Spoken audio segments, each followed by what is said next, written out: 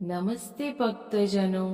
આપણા શાસ્ત્રોમાં કહેવાય છે કે જે ઘરમાં સ્વચ્છતા, શાંતિ અને ભક્તિ હોય છે ત્યાં સાક્ષાત માં લક્ષ્મીનો વાસ હોય છે. ઘણા લોકો મહેનત તો ખૂબ કરે છે પણ ઘરમાં બરકત નથી આવતી. આજે અમે તમારા માટે લાવ્યા છીએ મહારાણીની એક એવી પવિત્ર કથા જે માત્ર સાંભળવાથી તમારી દરિદ્રતા દૂર થાય છે અને સુખ સમૃદ્ધિના દ્વાર ખુલે છે. ચલો કથા શરૂ કરીએ.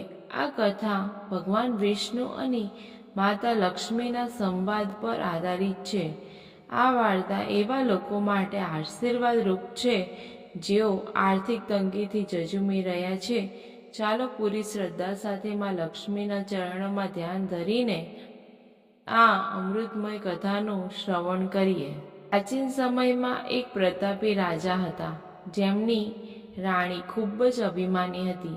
એકવાર માં લક્ષ્મી એક વૃદ્ધ સ્ત્રીનું સ્વરૂપ લઈને રાણી પાસે ગયા અને તેને સુખી થવા માટે વ્રત કથા સમજાવવા લાગ્યા. અભિમાની રાણીએ તે વૃદ્ધ સ્ત્રીનું અપમાન કર્યું અને મહેલમાંથી કાઢી મૂક્યા. આ ભૂલને કારણે માં લક્ષ્મી તે રાજ્યને છોડીને ચાલ્યા ગયા. જોતજોતામાં રાજાનું રાજપાટ છીનવાઈ ગયું અને તેઓ ગરીબ થઈ ગયા. વર્ષો પછી રાજાની દીકરીએ અત્યંત શ્રદ્ધાથી માં લક્ષ્મીનું વ્રત કર્યું અને આ કથા સાંભળી તેની ભક્તિ જોઈ માં પ્રસન્ન થયા અને ફરીથી આખા પરિવાર પર આશીર્વાદ વરસાવ્યા. રાણીએ પણ પોતાની ભૂલ સમજાઈ અને રાજ્યમાં ફરીથી સુખ શાંતિ છવાઈ ગઈ. રોજ સવારે ઘરના ઉંબરાને સાફ કરી ત્યાં સાથીઓ બનાવો.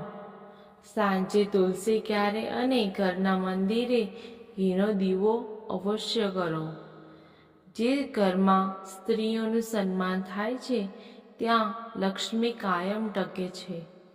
જે ઘરમાં ઝઘડા થતા હોય ત્યાંથી લક્ષ્મીજી વિદાય લે છે.